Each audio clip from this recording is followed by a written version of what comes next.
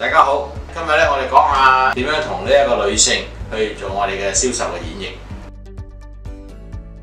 唔可以當佢係一個男性喎。我哋要特別要尊重一個女性嘅，因為咧比較上咧有啲題目咧佢哋比較上敏感啲嘅，即係佢覺得咧男與女係應該平等嘅。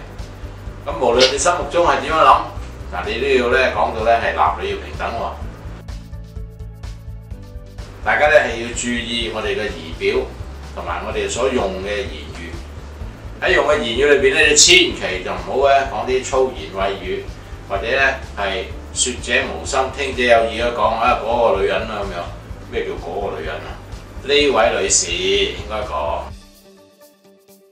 如果我哋係有個丈夫同埋個太太一齊出嚟嘅時候咧，你眼神嘅分配咧就請你平均啲咯喎。又唔好淨係咧係對住個男人講，或者對住個女人講，因為你任何偏倚一邊咧，你都覺得咧係好難受嘅。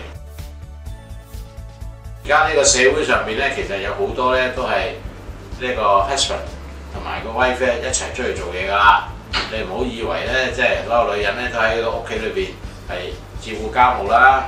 如果佢係選擇咁樣做嘅時候，當然有佢嘅理由，但係多數嚟講咧都係公一份。一份，所以喺女人嚟講，佢哋嘅經濟嘅價值咧係一樣咁重要嘅。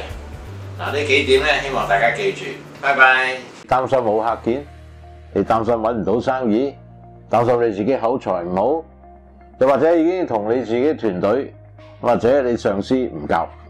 如果你係一個想知道有關多啲我哋呢個行業嘅人，或者已經係喺我哋呢個行業裏面做緊嘅，大家好，我係 Francis Church。我個團隊正係揾一啲出類拔萃嘅人加入，我哋會利用各種唔同嘅電子渠道嘅工具，幫助你建立你自己嘅銷售網絡。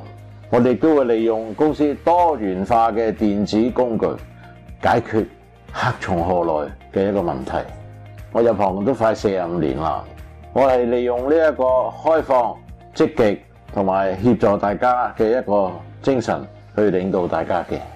一個能夠令到你成長、升呢、升級同埋達到你自己夢想嘅團隊，正係等緊你。